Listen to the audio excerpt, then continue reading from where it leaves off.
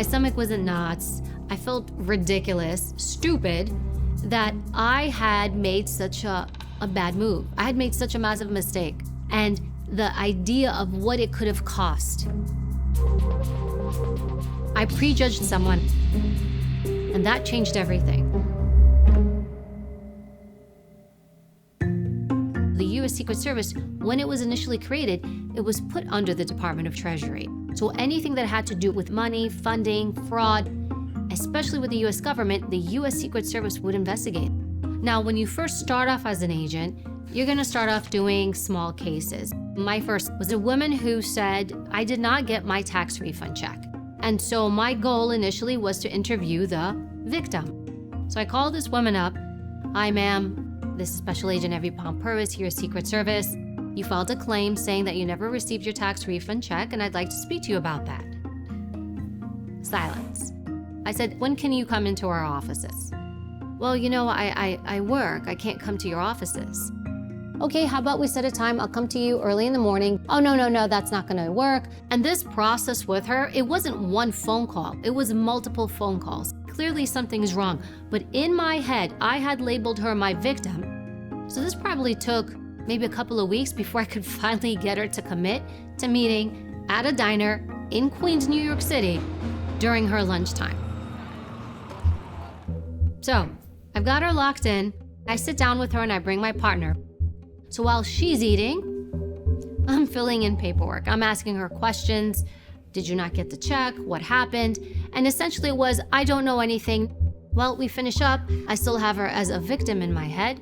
Okay, ma'am, I'll go ahead and reissue you a new check for $5,000. So she's good, she's happy, she's relaxed now. And then this man comes out and she says, oh, I'd like to introduce you to my father.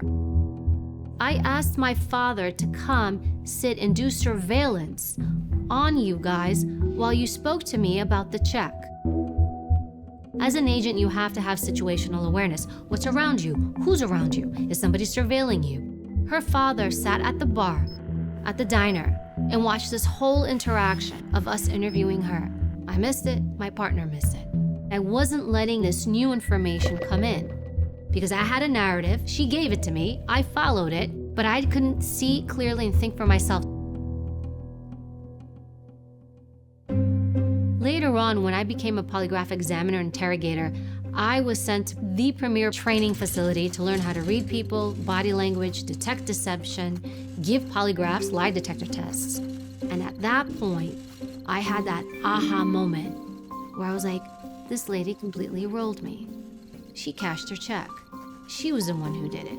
When I look back and I try to understand like why, how could I be so naive? And I think it was, she didn't look like somebody I should be worried about. She didn't look like what in my mind I thought my fraudster should look like because I labeled her and I couldn't see clearly. I wasn't looking at her behavior.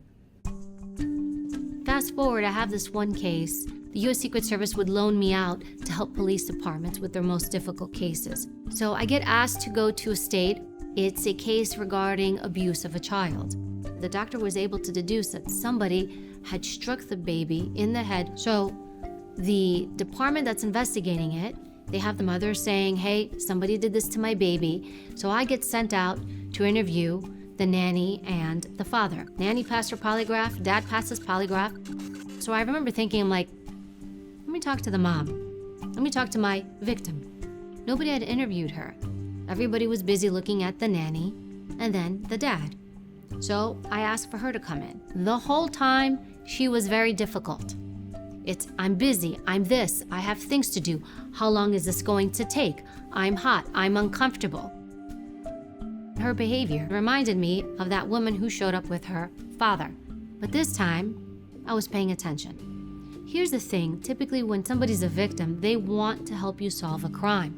They don't put up obstacle after obstacle after obstacle after obstacle. And thankfully, this time, I was seeing these obstacles. I hook her up to the machine, she takes my poly, and she fails it. I put the stuff to the side, I look at her and I said, you didn't pass your polygraph. I'll never forget it. She leans in, smirk on her face, looks at me. I think we're done now. In that moment, she knew that I knew that she did it. Nothing would have changed until I realized I needed to focus on behavior rather than labels. Maybe that first interview that I had, I needed that to help guide me in the future so that I could see people clearly, so I could see behavior clearly. And this is where sometimes we get lost because we're so quick to label people based off of what we see that we don't pause to really look at the behavior. We like to label people because it's easy. It eases up our cognitive load. It's simple. That lightens my load. That's why we do it. It's not because we're mean. It's not because we're bad. The problem is it's wrong. It is work to sit with someone and actively listen to what they're saying, what they're showing you, what their actions are showing you. Pay attention to people. When you're speaking to people, talk less, listen more. In fact, shut up. When we shut up, do you know what we do? We make space for people to reveal themselves. The other thing is come in objectively. Check your biases at that door. Don't label the person, label the behavior. Label what people show you. That is how you know who you have in front of you.